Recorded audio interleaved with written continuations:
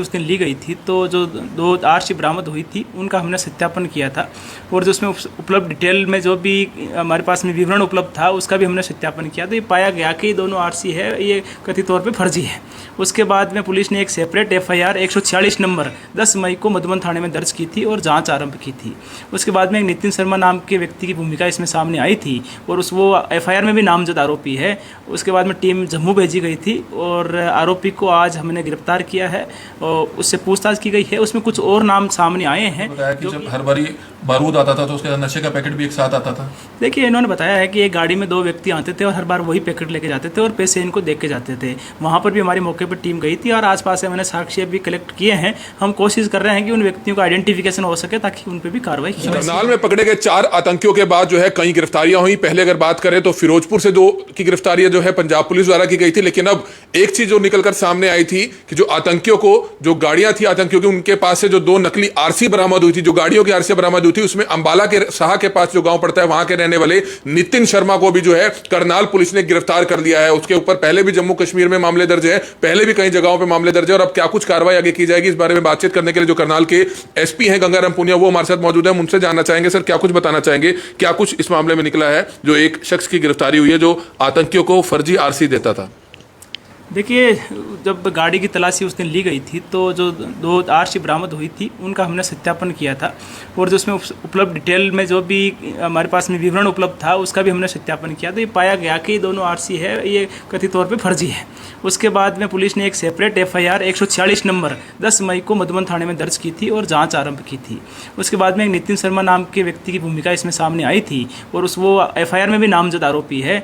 उसके बाद में टीम जम्मू भेजी गई थी और आरोपी को आज हमने गिरफ्तार किया है और उससे पूछताछ की गई है। उसमें कुछ और नाम सामने आए हैं जो कि ये पहले से ही संगठित तौर पे आपस में ऐसा काम करते रहे हैं और जो भी व्हीकल लोन के व्हीकल होते हैं या फाइनेंस के व्हीकल होते हैं, उसके बाद में उसमें कुछ इंजन नंबर चेसिस नंबर में हेरा फेरी करके आरसी वगैरह तैयार करके लोगों को आगे बेच देते हैं। तो अभी उससे पूछताछ हम कर रहे हैं और जो भी व्यक्ति के नाम सामने आ रहे हैं उनकी संलिप्तता की भी जाँच कर रहे हैं और इस मामले में आगे भी कुछ लोग और गिरफ्तार करने। कहाँ से गिरफ्तारी हुई और पहले भी मामले दर्ज हैं इसके ऊपर? देखिए, इसको जम्मू से लेके आए थे और आज डिटेल में हमने इंटरोगेशन करने के बाद में आसाम को यहाँ से करनाल से गिरफ्तार किया है। सर, जो 3 और आरोपी हैं जो फिरोजपुर में पकड़े गए थे, जशनदीप और अमनदीप और एक राजवीर, जो पंजाब पुलिस ने प्रोडक्शन वारंट पे लिया है, तो उन तीनों को कब तक प्रोडक्शन वारंट पे लाया जा सकता है? देखिए, अब हम लगातार पंजाब पुलिस की जो भी जांच इकाई जो जांच कर रही है उसके संपर्क में है।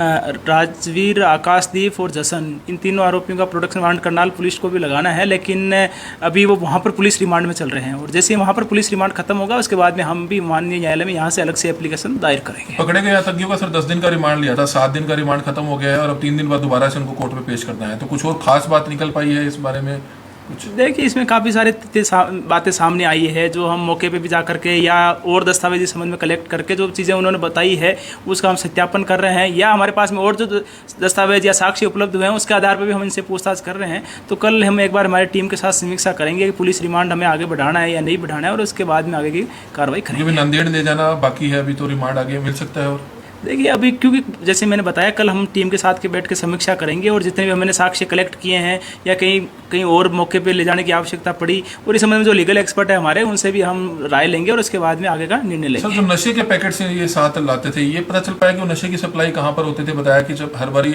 बारूद आता था तो उसके नशे का पैकेट भी एक साथ आता था।